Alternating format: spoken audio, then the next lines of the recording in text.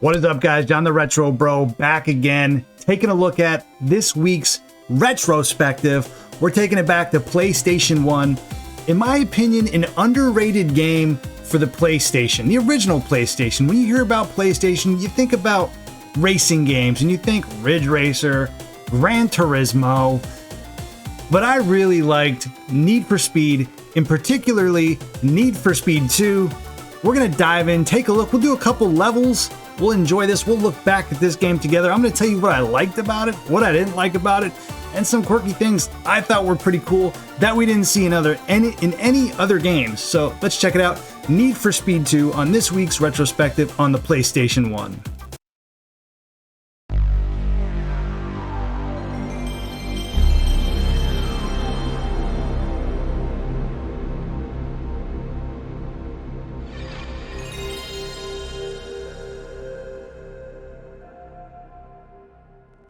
All hail the PlayStation startup sound. If you guys don't like that startup sound, or that just doesn't strike a chord with you, I don't know what to tell you. You're not alive, or you just maybe didn't grow up with the PlayStation, and that's fine too. And maybe you're here because you want to learn about Need for Speed 2, which is a very underrated game. It came out in 1997. It was by Electronic Arts. This game actually came out on a few other systems as well. It did come out on the Saturn. The definitive version, in my opinion, though, of course, is the PlayStation. Now, I remember this game as a kid because, first of all, the music, right? You didn't get music like this in most racing games, so it was interesting. You had that noir techno type weird 90s music. I don't know. You're all over the place on this one. We got a couple different locations. We have the Proving Grounds, we have the Outback, the North Country, the Pacific Spirit, the Mediterranean, the Mystic Peaks. So let's start out on the Proving Grounds. We'll go one round here, or 2 laps rather, and we should be able to go back. Now, I always like, you have the McLaren, the Ferrari, the Ford, the Jaguar. I always like the Lotus. I believe it was, which Lotus was it? I don't remember. It might have been this one. I thought this one always kind of looked goofy, so I liked it. I don't know why. And we'll say race. Now for 1997, this game looked really good. I thought so. This was before, I believe this was before Gran Turismo. I could be wrong. If I'm wrong, hammer me in the comments section. It's totally cool. But I recall playing this game before I ever played Gran Turismo. Graphically, it wasn't up to par with stuff like Gran Turismo, which really blew us away. Maybe we'll do a retrospective on that one later. Well, you know, you had your 3D environments on this one. The cockpit of the car was kind of weird looking. Very cartoony. And the graphics of the cars, I mean, the environment looked 3D, but the graphics for the cars, they didn't look as good. They almost looked drawn. You know, you could look at here, almost has that, like, and I'm messing up, it almost has that, like, that cartoon vibe. So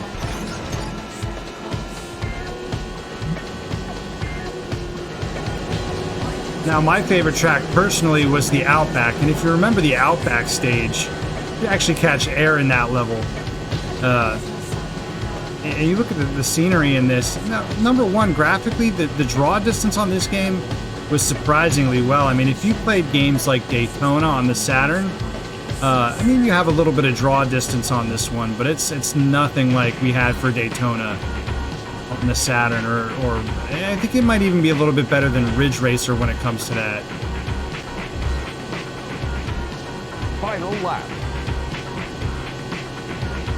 You know, you have your 3D environments, the different skies. You can see the sky changing from going from almost a dusk to dark in certain areas, depending on where you're at. If I'm on this side of the map here, we see more of a red dusk phase. But overall, mechanically, this was one of the best racing games because, you know, Gran Turismo was more of a simulation type game. And it made the game really, each driving experience was different based on the car you had. For this one, this has more of an arcade type feel to it, as the cars pretty much all feel the same throughout the entire track. So we'll go ahead, we'll finish this match. I came in, what, it looks like it's going to be 4th place. If I would have done 4, I would have got 1st place, full disclosure. So you get a pretty cool replay if you do the replay on here, but we're going to go back and we're going to go to the Outback stage now. Congratulations. Alright, so here we are, we got our Outback set. We'll change our car. Oh, I didn't want. I guess we won't change our car. We'll stick with the Lotus.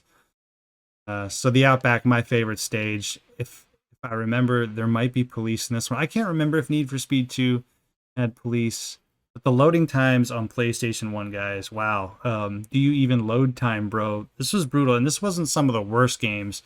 The worst game. Some of the sports games are really bad. NFL Game Day 2005. Terrible load times. Terrible load times. 3, 2, 1, go! Now, I always like the desert scenery in this one, the bridges, the canyons that you'll go through. And like I said, you can catch air in this level. And I will say, I have played this on the Saturn. You know, I'm using RetroArch to play this right now, and I have the graphics enhanced a little bit. If you're curious how to do that, by the way, I did do a video on that. It's a super easy enhancement you can do with RetroArch. So this stage kind of reminds me a little bit of the stage in Road Rash, where you're going through the city a little bit.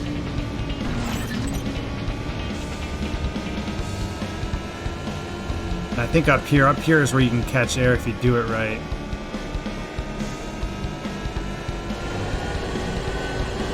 Yeah, I caught a little bit. Yeah, there we go. You got to be at top speed. I didn't catch as much air. I just thought that was cool. You totally lose control, by the way.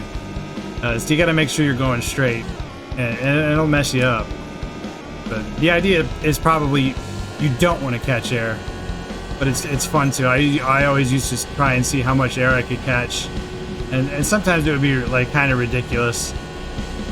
And one thing about this game is if you crash, let me see if I can. I'll crash with one of these cars up here. Yeah, you're catching a lot of air in this one.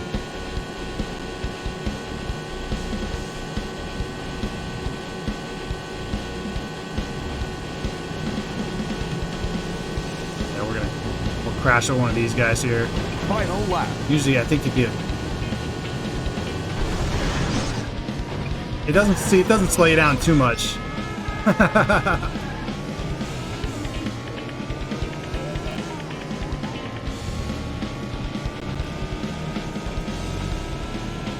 So you can see you have like some of this, I guess it's supposed to be Sydney, because you had I don't know what that building's called. That's real popular in Sydney, Australia. That's in like a real popular landmark. You have a little bit of that off to the side.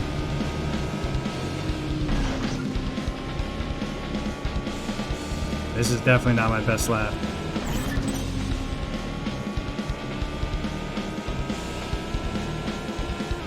Alright, let's try and catch it here. I'm trying to get full speed. Maximum thrusters. Let's see, here we go.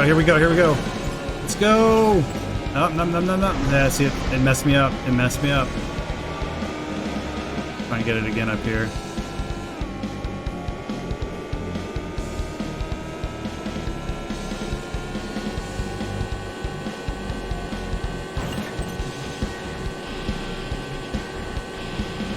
You get a little bit of drawing here on this level.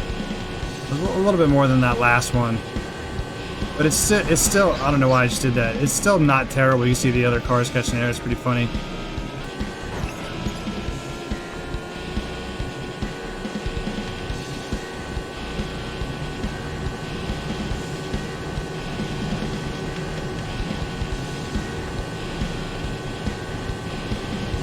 Fast lap. All right, guys. So there you have it. This week's retrospective Need for Speed 2. Tell me what you guys liked about the game back in the day. Like I said, I thought that graphically it was a really good looking game, minus the way the cars looked, but controlled really well. The PlayStation, of course, was the best version, and it was a good substitute to Ridge Racer and Gran Turismo. There was a lot of good racing games, and this one definitely held up. So I would love to hear your thoughts on the game. Did you like it? Did you hate it? I want to know what your opinions are, guys. If you liked the video, smash that like button, subscribe to the channel, stick around, and I hope to see you on the next video. Do you even need for speed, bro? See you on the next one.